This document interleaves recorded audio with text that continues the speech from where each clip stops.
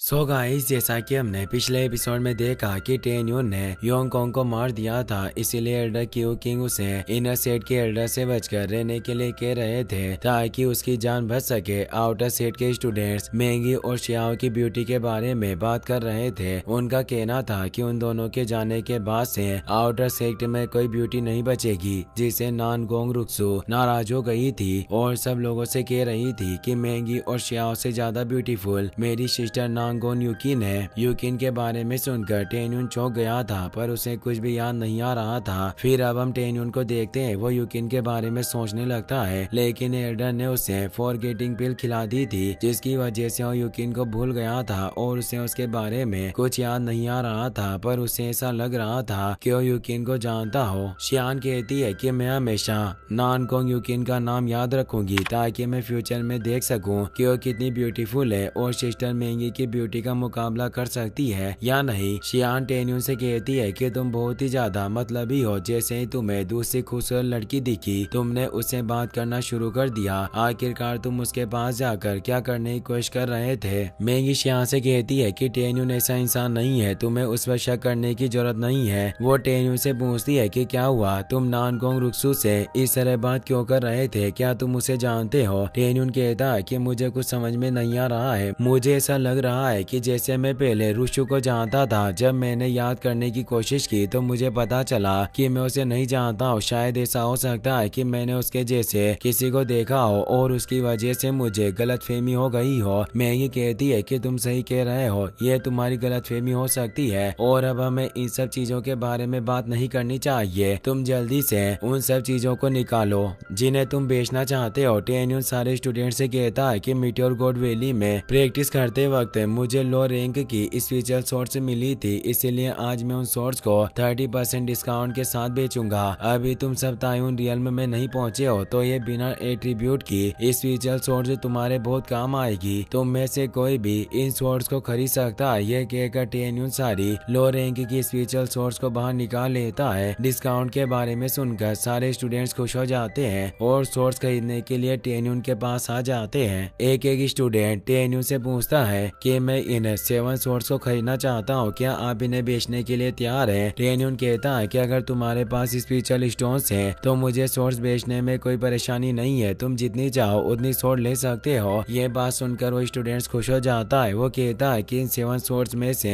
एक शॉर्ट में अपने पास रखूंगा और बाकी की शॉर्ट लड़कियों को दे दूंगा। ये कहकर वो बहुत सारे स्पेशल स्टोन को जमीन पर रख देता है, तो टेन्यून उसे 7 शॉर्ट्स दे देता है। वो स्टूडेंट कहता है कि मेरा नाम डोंग शुआई है और मुझे आपकी टेक्निक्स बहुत पसंद है। जब अगले साल मैं इनर सेक्ट में आऊंगा तो मैं आपका जूनियर बनकर रहूंगा और हमेशा आपका साथ दूंगा। ये बात सुनकर टेन्यून खुश हो जाता है। वो कहता है कि मुझे तुम्हें अपना जूनियर बनाने में कोई प्रॉब्लम नहीं है। अगर फ्यूचर में हम दोनों मिले तो मैं तुम्हें अपना जूनियर जरूर बनाऊंगा। इससे डोंग शुआई खुश हो जाता है और वहाँ से जाने लगता है। एक लड़की उसके सामने खड़ी थी, जिससे डोंग शुआई गुस्सा हो जाता है। वो कहता है कि जल्दी से मेरे सामने से हट जाओ वरना मैं तुम्हें बहुत मारूंगा। इससे वो लड़की डर जाती है और सामने से हट जाती है। डोंग शुआई हंसते हुए वहाँ से चला जाता है। टेन्यून के स्पेशल स्टोन को देखकर शियान खुश हो जाती है और उसकी तारीफ करने लगती है। एल्डर क्यू किंग सारे स्टूडेंट्स को शांत कर देते हैं। वो कहते हैं कि अब ये सब बातें करना बंद कर दो क्योंकि इनर सेट के ब्रांच मैनेजर्स यहाँ आ रहे हैं। एल्डर की बात मानकर सब चुप हो जाते हैं। तभी इनर सेट के ब्रांच मैनेजर्स इस स्पेशल शिप की मदद से वहाँ जाते हैं। टेन्यून मैंगी और अपने साथियों से कहता है कि तुम दोनों को मुझसे प्रॉमिस करना होगा कि कुछ भी हो जाए, भले मेरी जान क्यों ना चली जाए, पर तुम में से कोई भी बीच में नहीं आएगा और ना ही मेरी बात करेगा। मैं नहीं चाहता हूँ कि मेरी वजह से तुम्हें मुसीबत का सामना करना पड़े। अगर तुमने मेरा साथ दिया तो तुम्हें भी इनर सेक्ट में परेशानी का सामना करना पड़ेगा, इसीलिए तुम चुप रहना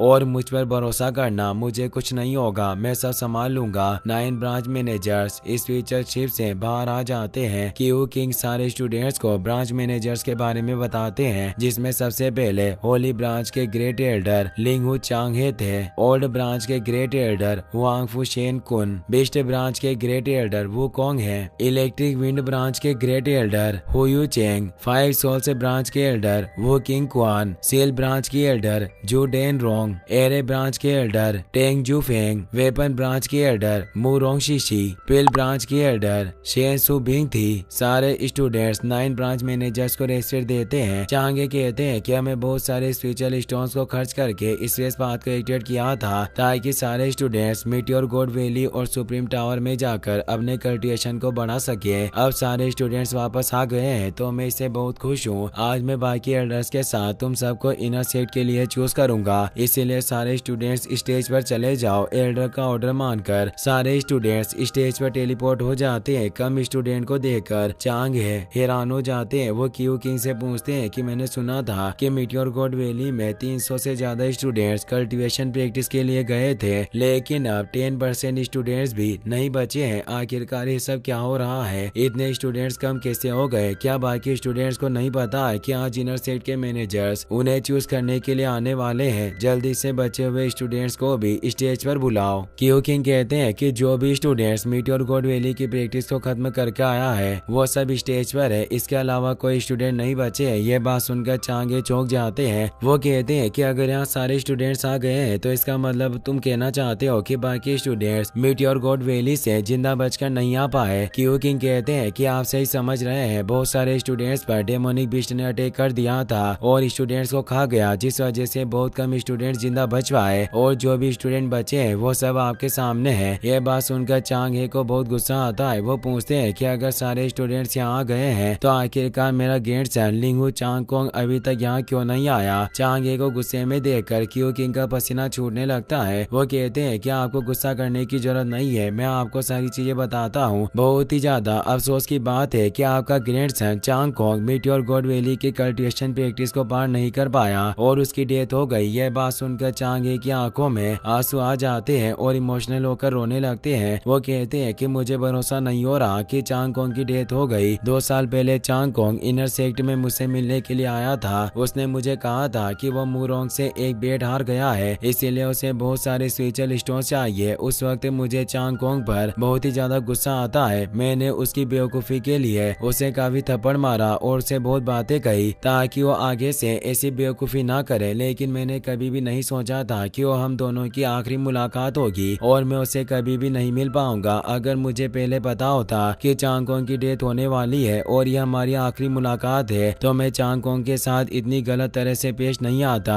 मैं आखिरी वक्त में उसके साथ अच्छे से रहता और उसके साथ अच्छा वक्त बिताता ताकि उसे एक अच्छी मौत मिल सकती और मैं भी उसकी अच्छी यादों को याद रख सकता। मुझे समझ में नहीं आ रहा है कि आखिरकार गॉड ने मेरे साथ ऐसा क्यों किया। उन्होंने मेरे इकलौते ग्रैंडसन को भी मुझसे अलग कर दिया। इसके साथ चांगकोंग हमारी लिंगू फैमिली का अकेला सक्सेसर था, पर अब उसकी डेथ हो गई है तो मेरे साथ पूरी लिंगू फैमिली खत्म हो जाएगी। ये सच में बहुत दुख की बात है। ये सब बातें सुनकर क्यू किंग को काफी बुरा लगता है। वो कहते हैं कि चांगकोंग की डेथ हो चुकी है और हम उसे जिंदा नहीं कर सकते, इसीलिए अब आप अपने आप को गलत मत समझिए। आपको इन सब बातों को बोलकर अपनी फिक्र करनी चाहिए। अगर आप कमजोर पड़ गए तो हमारे सेट का क्या होगा? ये सब बातें सुनकर चांगे को काफी गुस्सा आता है। वो पूछते हैं कि मुझे बताओ कि आखिरकार वो कौन है जिसने मेरे ग्रैंडसन को मारकर लिंगू फैमिली को डिस्ट्रॉय कर दिया? मैं खुद उस कमीने को अपने हाथों से मारूंगा। मैं उसकी बोन्स और टेंट्स को उसकी बॉडी से अलग कर दूंगा, जिसके बाद उसकी बॉडी के टुकड़े टुकड़े करके बिस्ट को खिला दूंगा। ये बात सुनकर क्यू किंग बहुत ही ज्यादा घबरा जाते हैं और उन्हें टेन्यून की फिक्र होने लगती है, जिस वजह से वो कुछ भी नहीं बोल पाते। इससे चांगे को काफी गुस्सा आता है। वो पूछते हैं कि आखिरकार तुम चुप क्यों हो? जल्दी से मुझे बताओ कि चांगकोंग को किसने मारा था। अब मैं खुद उसे सजा दूंगा। मगर फिर भी क्यू किंग उसे कुछ नहीं बताते।